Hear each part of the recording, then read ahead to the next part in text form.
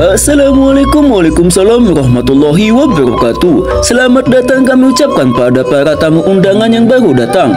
Bagi yang baru pertama kali datang, silakan cicipi hidangan yang kami sediakan di kolom playlist BK Channel 69. Karena Bang Kobel telah menyediakan sajian sebelumnya untuk para tamu undangan. Bang, kok jadi kayak mau pada kondangan? Iya Cong, soalnya gue baru balik dari kondangan, jadi gue terinspirasi buat intro kayak gitu. Gua juga baru balik kondangan, Bang. Gondoruwo nikahan sama Wewe Gombel, Bang. Ada-ada aja lo. Oke, tanpa banyak bacot apalagi cocot, hayo kita sedot. Pada episode sebelumnya, Wu Hao memimpin para siswa Akademi Jianan untuk berlatih di pegunungan. Namun siapa sangka bahwa pelatihan itu akan membawa petaka bagi mereka. Kelompok mereka telah dihadang oleh sekte lembah api iblis di tebing yang curam. Naasnya, Wu Hao bertemu dengan orang yang lebih kuat darinya, menyebabkan dia terluka parah dan akan dipenggal menggunakan pedangnya sendiri. Namun ketika pedang itu akan menebas dirinya, Bang Kobel datang tepat waktu untuk menyelamatkannya. Oke, mari kita lanjut di episode selanjutnya. Gaskan Bang Kobel!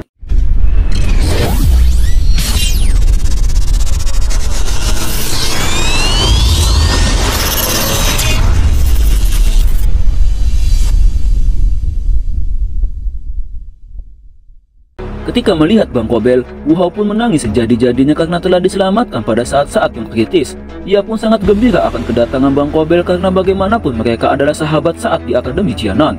Xi Zhen bertanya pada Bang Kobel, siapakah teman ini dan jangan ikut campur urusan orang lain secara sembarangan. Bang Kobel mengabaikan Xi Zhen dan ia berkata sambil tertawa pada Wu Hao. Sudah lama kita tak bertemu, namun siapa sangka pada pertemuan pertama kita kali ini kau dalam kondisi yang menyedihkan. Bang Kobel, itu benar-benar Bang Kobel, kita semua telah diselamatkan, ucap Xiaoyu yang begitu terkejut akan perubahan keadaan yang tiba-tiba. Mereka pun bersuka cita akan perubahan kondisi tersebut. Seorang siswi bertanya pada Xiaoyu tentang siapakah Bang Kobel itu. Namun siswa yang lainnya mengingat bahwa Bang Kobel adalah pendiri dari gerbang Xio di Akademi Dalam. Banyak kesan yang mendalam dan kisah yang melegenda di Akademi Jianan tentang Bang Kobel. Seorang siswa yang baru belajar 3 tahun namun mampu bersaing melawan Dozong bahkan membunuhnya. Menyelamatkan Akademi Jianan dari Falem Heart Flame, mendirikan gerbang Xio di sudut hitam, dan kisah-kisah yang mustahil bagi mereka capai. Oleh karena itu, semua wanita muda itu menjadi gila saat melihat Bang Kobel secara langsung. Gua ingat waktu masa SMA gua dulu, Cong. Aktif di berbagai eskul. Saking aktifnya, gua jadi murid favorit dan banyak cewek yang demen sama gua, Cong. Kepala kau pecah. Orang hebat itu diakui, bukan mengakui. Sok bijak lu, Cong. Bang Kobel berjalan menuju Wu Hao dan memujinya karena sudah di level doang. Wu Hao berjuang untuk bangkit lalu meninju dada Bang Kobel sambil berkata bahwa kau pun sama. Bahkan kau selalu unggul dariku. Ia menatap wajah Bang Kobel yang familiar baginya. Beban berat di pundaknya saat ini telah hilang karena ada Bang Kobel. Ia selalu yakin bahwa permasalahan berat apapun jika ada Bang Kobel akan selalu terselesaikan. Bang Kobel memberinya pil pemulihan dan memerintahkan Wu Hao untuk beristirahat. Biarkan sisanya aku yang mengurus. Tatapan Bang Kobel beralih pada sepupunya yaitu Xiaoyu. Ia bertanya tentang kabarnya. Xiaoyu tanpa sadar hidungnya memerah karena malu melihat tatapan lembut Bang Kobel. Namun, ia tersadar dan berkata untuk menghabisi orang-orang sialan itu. Bang Kobel hanya tersenyum dan mengangguk sambil berjalan perlahan menuju Xi Zhen. Melihat perilaku yang sombong dari Bang Kobel, Xi Zhen memperingatkan bahwa di wilayah sudut hitam ini hanya sedikit orang yang berani memprovokasinya. Ia juga mencibir Bang Kobel dan Akademi Jianan karena hanya mengirimkan Dou Huang yang levelnya di bawah dirinya. Ia pun mengedarkan doki dari tubuhnya yang dialiri pada kuku tajam miliknya. Serangan brutal dan doki yang kuat pada cakarnya pun diarahkan pada Bang Kobel dengan ganas. Namun Bang Kobel memandang Xi Zhen dengan hinaan. Ia berkata dengan samar sambil menghindari serangan itu secara acak, "Kau masih terlalu lambat." Xi Zhen sedikit terkejut karena serangannya dapat dengan mudah dihindari. Ia menebas lagi dengan cakarnya sehingga udara pun terbelah. Namun kali ini Bang Kobel membalasnya dengan tinju yang dilapisi dengan api surgawi. Wah, lemak, ajur, ringsak, mendem. Bahasa apa itu sih, Bang? Itu bahasa Jawa Serang, Cong. Saking kencengnya benturan doki itu, jadi bunyinya kayak gitu, Cong. Cakar tajam dan tinju api surgawi saling beradu doki yang menyebabkan Xi Zhen terhuyung ke belakang. Dia pun merasakan panas akibat api surgawi yang menjalar pada tangan dan tubuhnya. Ia menyadari bahwa ia takkan mampu mengalahkan Bang Kobel. Wu Hao memuji Bang Kobel karena Bang Kobel selalu menjadi lebih kuat dari waktu ke waktu. Murid Akademi Jianan pun tak terkecuali. Mereka sangat gembira karena Bang Kobel sedang di atas angin dalam pertempuran itu. Keputusasaan yang mereka rasakan sebelumnya telah sirna karena datangnya murid senior yang legenda dari Akademi Dalam. Di sisi lain, dokter peri kecil, Zianan, instruktur Maidi, dan Moling hanya melihat pertempuran Bang Kobel. Moling dan instruktur Maidi sangat terkejut akan kekuatan Bang Kobel secara langsung, karena bagaimanapun sebelumnya hanya mendengar tentang reputasi Bang Kobel. Dalam usia yang begitu muda, ia mampu mengalahkan Do Huang bintang 6 tanpa bersusah payah sedikit pun. Kelompok sekte lembah api iblis tidak menyangka bahwa tetua keempat mereka sangat dirugikan dalam pertempuran itu. Wajah mereka pun menjadi jelek karena situasi yang berbalik itu. Bang Kobel merasakan energi dan doki di tubuhnya menjadi lebih kuat karena perjalanan kali ini. Ia mengeluarkan doki dari tubuhnya untuk menyerang kembali ke arah Xizen. Ia pun bergegas seperti hantu, bahkan bayangannya pun tak mampu mengimbanginya. Mata Xizen menyusut melihat Bang Kobel hilang dari pandangannya. Ia merasakan hawa dingin dari pundaknya dan secara refleks ia pun membantingkan pukulan ke arah belakangnya. Tinju pun saling beradu dan udara di sekitar pun menjadi panas karena api surgawi Bang Kobel. Ia kembali merasakan panas yang menjalar pada tubuhnya, bahkan terdengar suara retakan dari tangannya. Ia terpental ke belakang menabrak batu besar hingga hancur. "Siapa kamu?" Xizen berteriak diiringi rasa takut yang mendalam. "Aku Bang Kobel dari Tronjo, Kabupaten Tangerang." Lah, Bang, perasaan di skripnya enggak kayak gitu, Bang. Iya Cong, sorry, gue pengen promosiin diri gue Cong. "Aku Xiaoyan dari Gerbang Xio," ucap Bang Kobel dengan tenang. "Gerbang Xio, Xiaoyan." Xizen mengulangi ucapan Bang Kobel dengan rasa takut yang mendalam. Ia mendengar kabar bahwa sudah 2 tahun Bang Kobel telah meninggalkan wilayah Sudut Hitam. Namun mengapa ia sekarang ada di sini? Mungkin bagi orang lain nama ini cukup asing, namun dirinya sangat mengingat nama ini karena dia adalah pakar muda yang sangat ditakuti di wilayah Sudut Hitam. Han Feng saat itu tidak dapat melawannya, apalagi dengan kekuatan yang sekarang bahkan ia berhadapan denganku. Niat bertarung dengan Bang Kobel pun telah hilang. Ia mengalihkan targetnya dan bergegas menyerang ke kelompok para murid Akademi Jianan. Namun penguasa berat hitam datang seperti hantu yang menghalangi niat busuknya. Ia pun berbalik arah dan pergi menuju pintu keluar untuk melarikan diri. Namun ia memerintahkan 2 elit Dowang dan prajurit lainnya untuk membunuh mereka semua. Kedua elit Dowang itu pun terkejut dan saling memandang, namun mereka tetap menyerang kelompok Bang Kobel. Bang Kobel yang melihat pihak musuh menyerang pun memerintahkan Xiaoyu dan yang lainnya untuk mundur dan menjauh. Xiaoyu tidak meragukan kemampuan Bang Kobel dan ia pun bergegas menjauh beserta murid dan instruktur Akademi Jianan. Bang Kobel dengan secepat kilat seperti debt collector pinjol yang menagih hutang walaupun belum jatuh tempo. Lah, kok malah curhat, Bang? "Kagak Cong, gua mah nggak pernah pinjol Cong. Maksudnya nggak pernah sedikit." Dua elit Dowang itu terkejut dengan kemunculan Bang Kobel yang tiba-tiba di depan mereka seperti hantu. Salah satu dari elit Dowang itu bereaksi dengan mengayunkan pedangnya ke arah Bang Kobel. Bang Kobel pun mengayunkan penguasa suanya dan terjadilah benturan yang keras. Namun pedang elit Dowang itu hancur dan tubuhnya pun terbang seperti layang-layang putus yang menghantam tebing dengan keras. Elit Dowang itu pun mati seketika. Melihat rekannya yang dibunuh hanya dengan 1 kali serangan, ia berinisiatif untuk melarikan diri. Namun tiba-tiba hawa panas menyerang dan melilit tubuhnya. Suara rintihan dan jeritan pun menggema di tebing itu sebelum akhirnya ia menjadi abu hangus terbakar.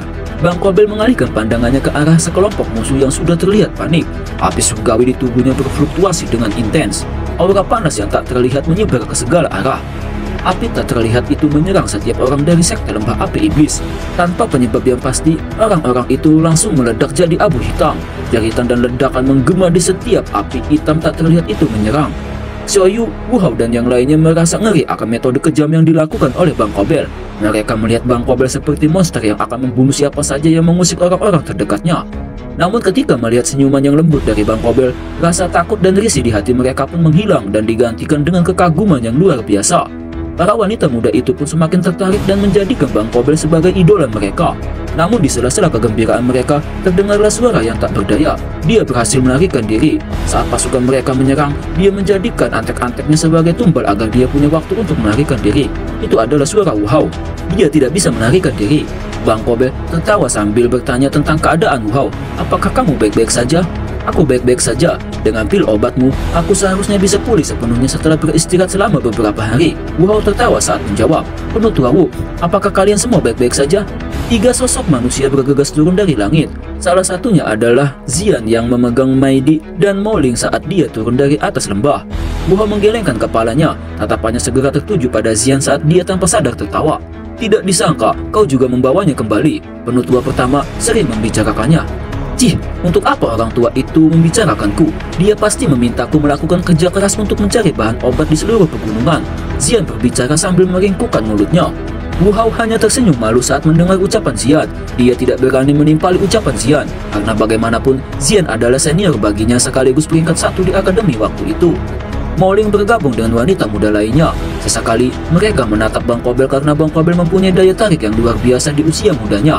Banyak siswa jenius di Akademi Jianan namun tidak bisa dibandingkan dengan sesosok Bang Kobel yang menjadi pahlawan di hati mereka. Di saat mereka sedang bersukacita, tiba-tiba tangan yang halus melemparkan sesosok mayat di hadapan mereka. Betapa terkejutnya mereka bahwa sosok mayat itu adalah Xi Zhen. Wajahnya telah menjadi ungu keabu-abuan yang menandakan dia terkena racun yang sangat kuat. Wanita berpakaian putih itu mendarat secara perlahan dan menunjukkan senyum yang hangat pada Bang Kobel. Ia berkata, "Maaf, awalnya saya berencana untuk menangkapnya hidup-hidup.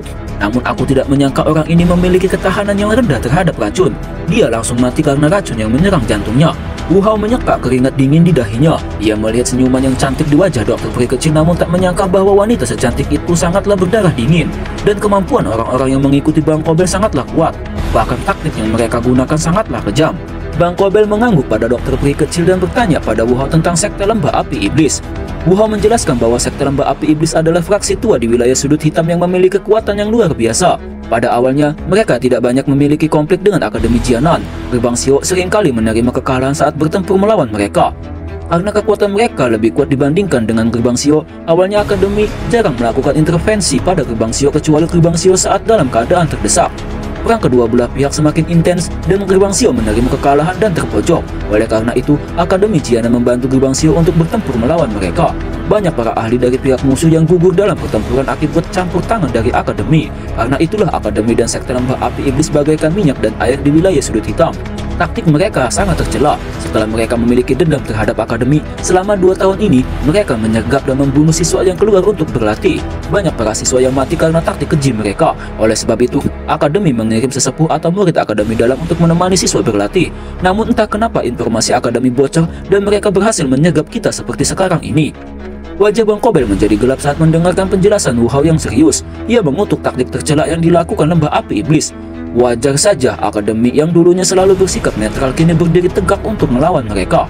Wu Hao kembali menjelaskan bahwa tak lama setelah peperangan itu, mereka merekrut para ahli yang dulunya bergabung dengan Han Fan untuk menyerang balik Akademi Jianan. Kekuatan mereka menjadi lebih kuat karena bergabungnya para ahli. Bahkan dengan kekuatan Akademi Jianan dan Gerbang Xiao pun hanya menemukan jalan buntu yang tiada henti. Bang Kobel bertanya bahwa bukankah fondasi mereka lebih lemah dibandingkan Akademi? Mungkin di permukaan Akademi Jianan terlihat hanya memiliki penutua Sukian yang berada di level Dozong. Akan tetapi, bukankah ada 2 penjaga yang kekuatannya bahkan lebih menakutkan dibandingkan penutua Sukian? Wu Hao hanya menjawab sambil tertawa getir. Kedua penjaga itu tidak akan keluar sampai Akademi benar-benar di ujung kemusnahan. Bang Kobel hanya mengangguk dan membenarkan perkataan Wu Hao. Bang Kobel bertanya, apakah mereka memiliki elit Dozong di belakang mereka? Ya, kepala lembah api iblis adalah seorang elit Dozong. Orang biasa tidak akan tahu akan kebenaran ini, karena biasanya ia menghabiskan hidupnya untuk bersembunyi dan bertapa. Ia pun tidak tertarik akan peringkat hitam di wilayah sudut hitam. Bahkan tetua emas dan perak tidak bisa dibandingkan dengannya. Karena bagaimanapun, mampu bertahan di sekitar wilayah Akademi Jianan dengan waktu yang cukup lama, itu sudah cukup untuk mengukur kekuatan mereka. Jawab Wu Hao dengan serius. Bang Kobel mengangguk sambil memahami situasi yang ada. Ia bergumam bahwa setelah ia absen selama 2 tahun, ternyata wilayah sudut hitam mengalami masa-masa yang sulit. Xiaoyu melirik Bang Kobel dan dokter peri kecil lalu bertanya, "Kau kembali ke sini bukan hanya untuk mengunjungi kami kan? Ada beberapa urusan yang mengharuskanku untuk bertemu dengan penutua pertama, dan juga energi Valem Heart Flame yang kutinggalkan di menara Ki Api Langit Berkobar pasti sudah habis." Jawab Bang Kobel mengusap hidungnya karena malu. "Ternyata kau masih mengingat hal itu. Energi itu telah habis setengah tahun yang lalu. Jika penutua pertama tidak ditahan oleh lembah api iblis, sudah kemungkinan ia akan menangkapmu di Kekaisaran Chiama," ucap Xiaoyu. Bang Kobel tanpa sadar menggaruk kepalanya karena malu. "Karena kamu juga akan mencari tetua pertama, mengapa kamu tidak kembali bersama kami ke Akademi Jianan?" Wu Hao tertawa sambil mengubah topik pembicaraan.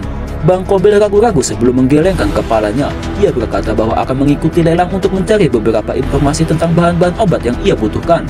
Wu Hao tidak mempermasalahkan penolakan Bang Kobel dan berkata bahwa ia pun mendengar tentang lelang yang akan diadakan di kota Kaisar Hitam. Ia pun mengingatkan Bang Kobel untuk berhati-hati karena pasti akan ada banyak ahli yang menghadirinya, termasuk sekte lembah api iblis pun pasti akan hadir. Bang Kobel mengangguk dengan lembut dan tertawa.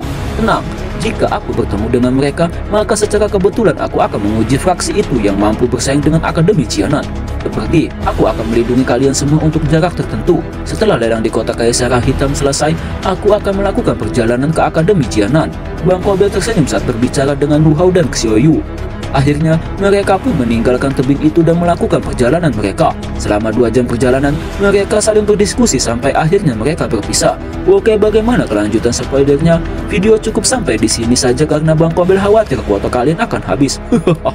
See you later, bye.